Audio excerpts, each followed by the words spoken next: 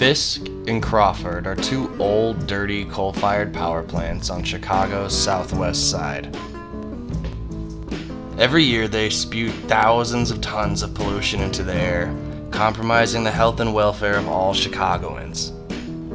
State and federal laws have failed to curb the negative effects of these plants. The Chicago Clean Power Coalition was formed when 6 local groups came together to question how Chicago can call itself a green city when it is doing nothing to address the health and climate damaging emissions from 2 very old coal-fired power plants within its limits. The coalition gained support of Progressive Alderman Joe Moore of the 49th Ward, who in April introduced a city ordinance to clean up the 2 plants. The coalition now has nearly 50 local businesses, faith-based groups, and environmental organizations, and is continuing to grow each day.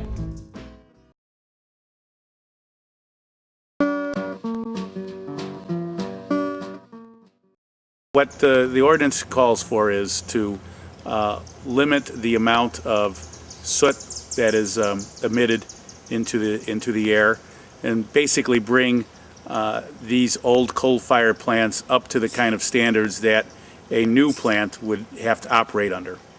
I think it's really important for the city to adopt this ordinance because of the number of people that are living near these power plants. Fisk and Crawford do not impact the state of every resident of the state of Illinois evenly. They disproportionately impact the people living in Chicago. Several years ago, researchers at the Harvard School of Public Health examined what was coming out of the coal plants in Chicago and surrounding communities and tried to figure out how many people were being harmed by what was coming out of those plants. About 41 deaths a year, it was about 550 emergency room visits, and about 2,800 avoidable asthma attacks, just from what comes out of the Fisk and Crawford power plants. They have the most people living around these 2 power plants than any other power plant in America. I feel the impact by looking at the number of children in my community who have asthma, the number of children in our community who are dealing with respiratory problems, and the number of people who are dying year to year because of this. And I can see and feel the effects through them of not being able to breathe. Some of these particles are so small that they can actually go from the lungs directly into the bloodstream, which is why not only do you have lung health problems being caused by the pollution coming out of the plants, like asthma attacks and people being hospitalized or going to the emergency room for respiratory reasons, but there's also this connection to things like heart attacks and strokes. Why should people wait patiently when they are all becoming patients? We need clean air now. We urge the City Council and the administration to adopt this ordinance in order to protect the lives of all Chicago residents. Thank you.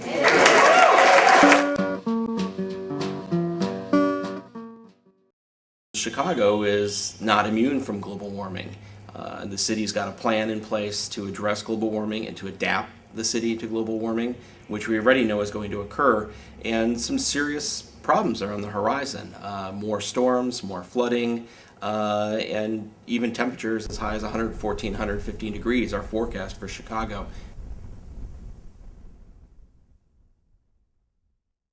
There is no question in my mind and in the minds of those who assisted me in drafting this ordinance that the city has the power to regulate the power plants.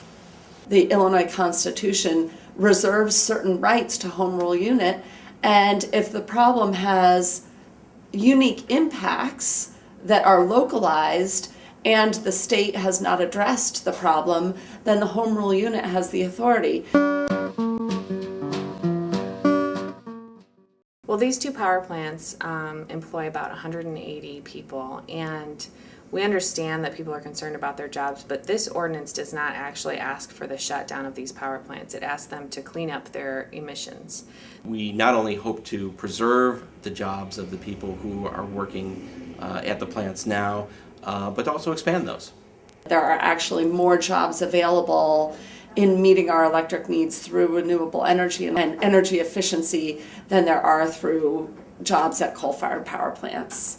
This ordinance is an opportunity for them to do amazing things in renewable energy, to do amazing things for the employees, and to do amazing things in our communities. I challenge Midwest Generation, and I challenge those employees to step up. This is not just about breathing cleaner air. This is about those workers working in safe environments, in clean environments. The green economy is the economy of the future. And so regardless of what the future is for these two old-fashioned coal-fired power plants, the fact is that the future job growth is in these new industries. With 180 people being employed at the power plants, we know that's important, but there are also 40 people every year being killed from the pollution by these power plants. And so in relating whether or not it's important to keep someone's job or to keep someone's life, I think we all realize that it is very important for us to clean these power plants up.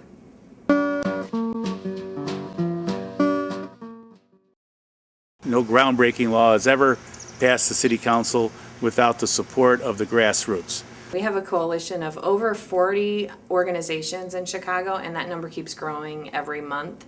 These people want to see us to transition away from dirty fossil fuel to a cleaner energy future.